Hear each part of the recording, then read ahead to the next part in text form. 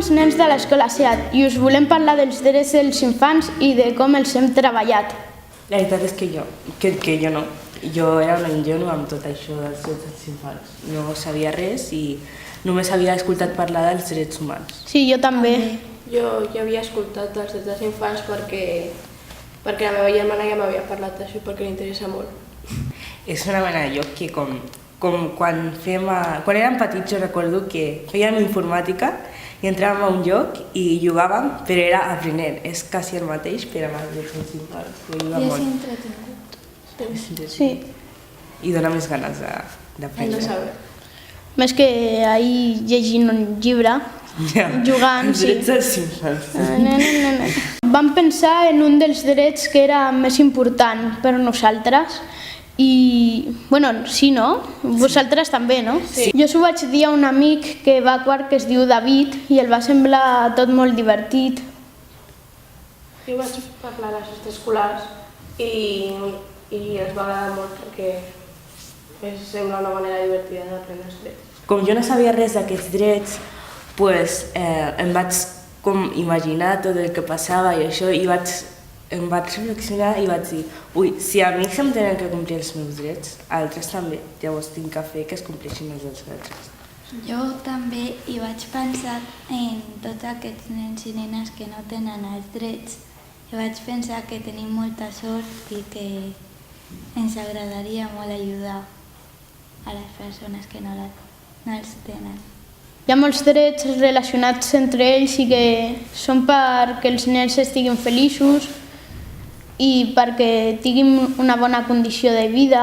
És que moltes vegades no parlem sobre un sol dret perquè hi ha drets que són molt relacionats que no es compleix aquest dret, doncs tampoc es compleix aquest i així perquè... Sí, van relacionats. Sí, com per exemple el dels refugiats perquè el dret a la cabana, o sigui, el dret a la tribu. Després, que si no tenen casa, doncs, on menjarien, com hi donarien a menjar, o sigui, això donarà molts drets. Tothom ha de conèixer tant petits com grans els seus drets, ja siguin grans o petits, i si això es para, ja ningú sabrà aquests drets. Jo crec que potser a la classe, perquè abans érem com grups, saps? Com, li passava una cosa a ells, li passava una cosa als altres, no passa res perquè no té que veure amb nosaltres, però ara intentem complir els drets dels altres en la classe o a l'escola. Jo abans no sabia res de que teníem ningú dret, només com vaig abans als drets dels humans, llavors va ser un canvi per mi de saber una cosa més i saber-la complir. Sí, ens ajuda perquè parlem més de si un nen està mal, que el tenim que ajudar, que es senti millor. Sí, no? Sí. És que ara tenim més en compte els drets i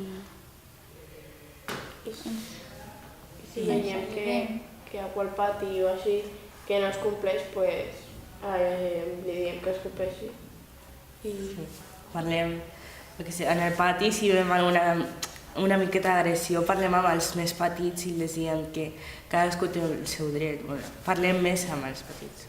Jo crec que sortiria el dret al micro perquè ara estem tenint el dret de parlar i que tothom ens escolti.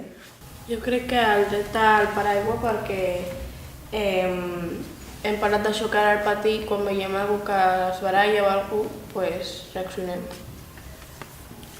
També jo crec que el dret a la pensió contenta perquè com hem parlat dels refugiats a més, hem vist que ells necessiten el menjar i que tenen aquest dret també.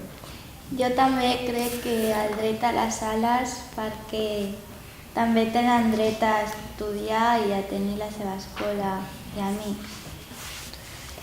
Jo crec que el dret a la pau, que hem parlat d'ell, que és estar en tranquil·litat i que no hi hagi guerra. Quan hem parlat dels refugiats també hem parlat d'aquest dret, del dret a la pau. Tots poden canviar i donar-se compte que tothom tenim un dret, o sigui, tots els nens també, i que com hi ha nens d'Àfrica, refugiats i de tot el món que no es compleixen els drets, són els adults que poden actuar ara per ajudar que es compleixin després ens tocarà a nosaltres. Que jo crec que si tothom fa com la Gisela o el Pol, que s'ho diu a un amic, i tothom que estigui veient aquest vídeo s'ho diu a algú, això es farà més viral i tothom es donarà compte de l'important que són els drets dels infants i ajudarà més a les persones.